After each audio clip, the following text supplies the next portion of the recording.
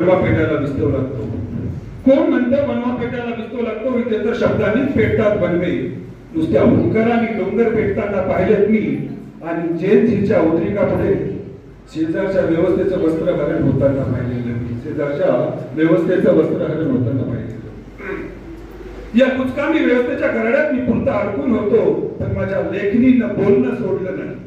या कुचकामी व्यवस्थेच्या घराड्यात मी पुरता अडकून होतो, पण माझ्या लेखणीनं बोलणं सोडलं नाही, आणि ती बोलणं सोडणार सुद्धा नाही जोपर्यंत या व्यवस्थेच्या गळ्यातील नका घंटा वाजणं बंद होत नाही. या जळीत वस्तीवरच्या राखेत माझी लेखणी हरवली होती. या जळीत वस्तीवरच्या राखेत माझी लेखणी हरवली होती. राखेची रास करता करता जळीत लेखणी आली हाती. ती घायाळ लेखणी आता माझ्या हातून सुटणार नाही जोपर्यंत अंधारातील वंचितांना त्यांच्या हक्काचा सूर्य दिसत नाही, त्यांच्या हक्काचा सूर्य दिसत नाही. या व्यवस्थेला जर जागेवर आणायचं असेल तर तिच्या मेंदूला आलेली सूज आपल्याला कमी करण्यासाठी तिचे वेळोवेळी उपचार करणं गरजेचं आहे. त्यासाठी जहाल पण मार्मिक शब्दाच्या तोडा तिच्या मस्तकावर लागणं गरजेचं आहे. यानंतर मी माझी प्रत्यक्ष कविता घेतो. कवितेचं शीर्षक आहे तिने त्याच्या प्रेमाची उघड दिली कबुली.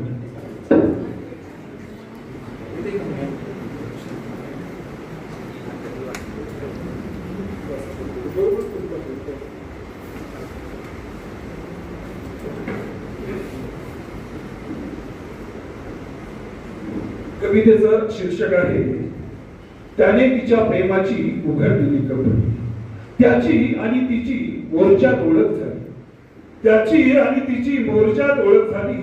पुढे 2-3 मोर्चात त्यांची जवळीक अधिकच वाढली. पुढे 2-3 मोर्चात त्यांची जवळीक अधिकच वाढली.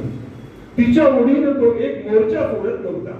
तिच्या ओढीनं तो एक मोर्चा सोडत नव्हता, आणि गळा फाटेपर्यंत मोर्चात घोषणा देत होता.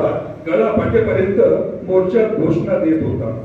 ती त्याला मोर्चात जेव्हा बेधुंद घोषणा देताना बघायची, ती त्याला मोर्चात जेव्हा बेधुंद घोषणा देताना बघायची, तेव्हा तिला वाटे ती कविता विद्रोही ढसाळांची.